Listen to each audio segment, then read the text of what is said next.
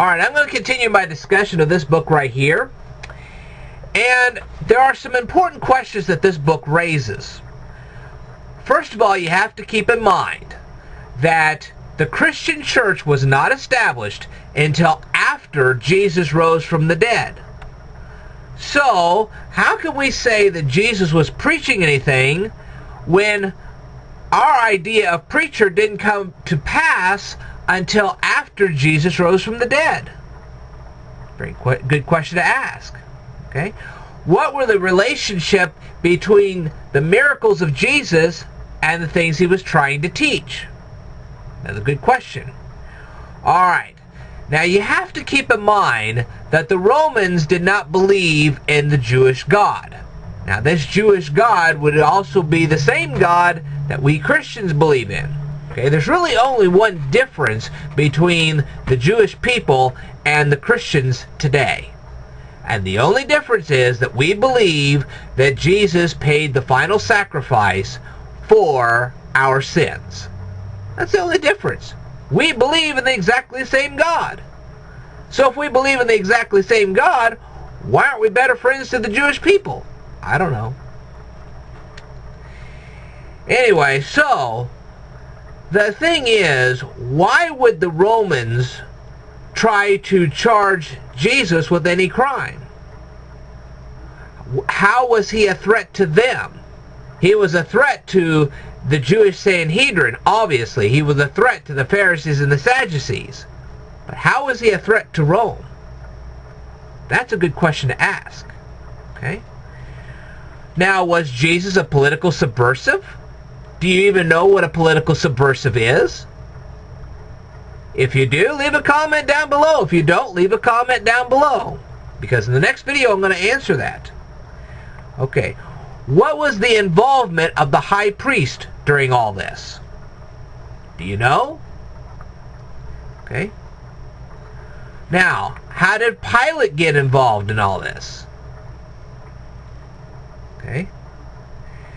Now, here's an interesting question here, and like I said, later on we'll hopefully try to answer this for you. Were the disciples called to represent the restoration of the 12 tribes of Israel? That's a good question. Do you have the answer? Were the disciples a representation of replacement theology? It's another good question to ask. And really the answer is that since Jesus validated the Old Testament, there is no replacement theology. Jesus was not trying to Jesus was not trying to replace the Jewish people with Christians. He wasn't trying to do that at all. And like I said, the validation of the Old Testament proves that he wasn't trying to do that. He actually was discussing theology with Pharisees and Sadducees. So he wasn't trying to replace the Jewish people. Okay? Did Jesus have a political agenda? What is subversive wisdom? Do you know? Do you know what the revitalization movement was? And do you know what the common framework of the gospel narratives are? Another good question to answer. Okay? Do you agree or disagree that the common framework of the gospel narrative was radical obedience to God and selfless love towards other people? Leave a comment down below. Do you know the definition of diametrically? Or dyadic?